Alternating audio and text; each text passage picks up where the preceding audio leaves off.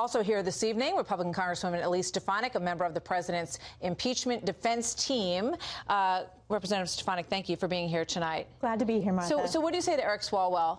Well, I think we need to take a step back and remember that Adam Schiff did not allow Republican members to request witnesses. We had no subpoena power. But he did say the president could come in and testify, or his lawyers could come in. That was after all of the depositions. That was after the closed-door depositions when the president's team was not allowed to have anyone sitting in. That breaks the precedent of the Clinton impeachment and the Nixon impeachment process.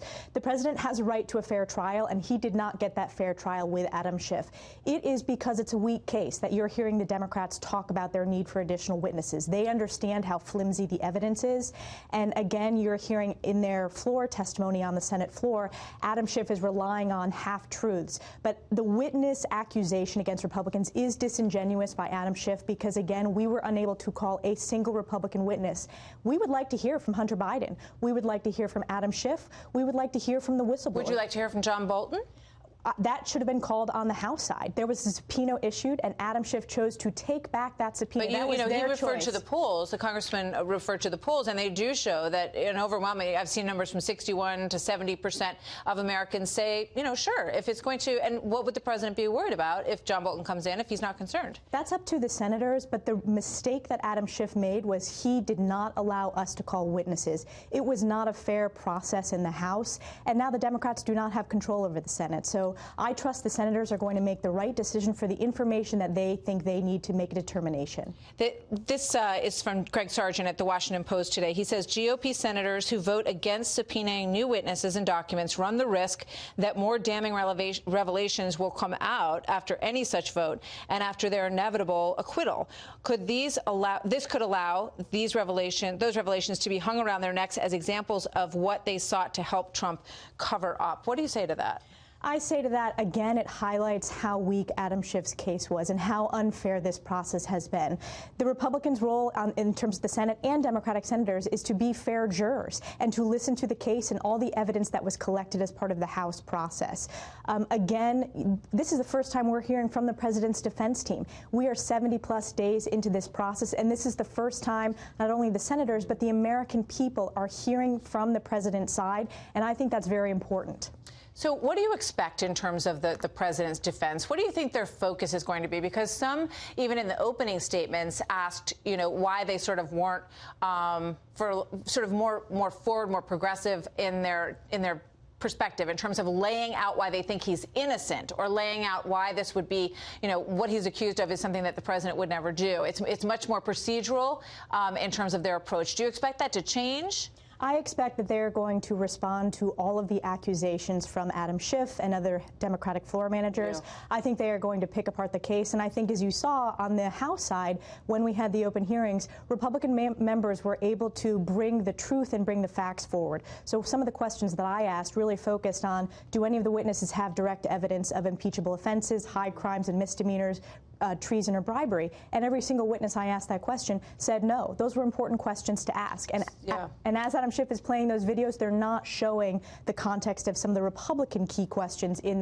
those open testimonies. I mean, their main argument is that the president abused his power, that he asked President Zelensky to help him, get information on Joe Biden, to do an investigation into what was going on, to see if there's any Biden-related corruption there. And they claim that they've laid out a very substantial case that proves that. We all remember the witnesses that we saw. There's also additional email evidence that has come out since then that shows that they were aware of what was going on.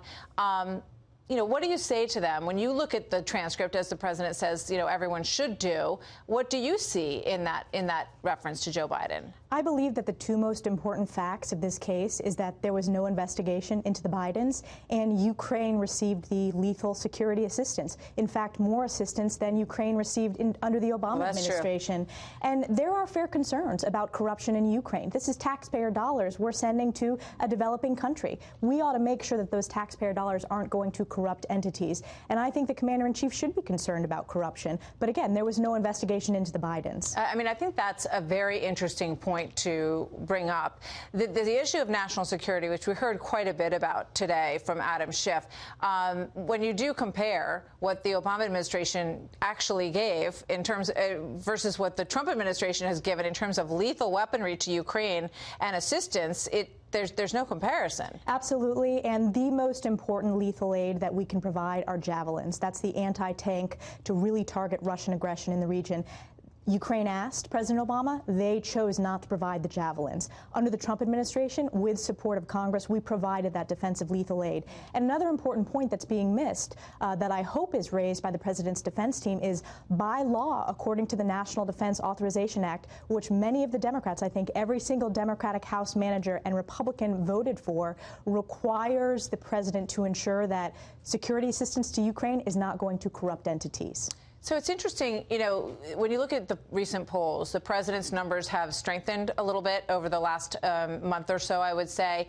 On the other hand, you have this number of people who would like to see witnesses. And you have to sort of ask yourself about how people are viewing this whole process and what impact it has on them as they head into 2020.